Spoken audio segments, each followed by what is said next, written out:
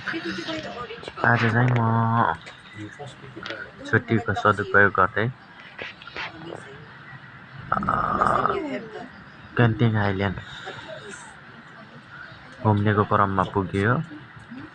ठ्याक्क यसो हेर्दा मनोकामना केबल कार जस्तो झ्याप्प याद दिलाउने नेपालकै उच्च पहाडी भागमा रहेको यो क्यान्टिङ आइल्यान्डमा घुमघामको क्रममा आज म पनि पुग्दैछु।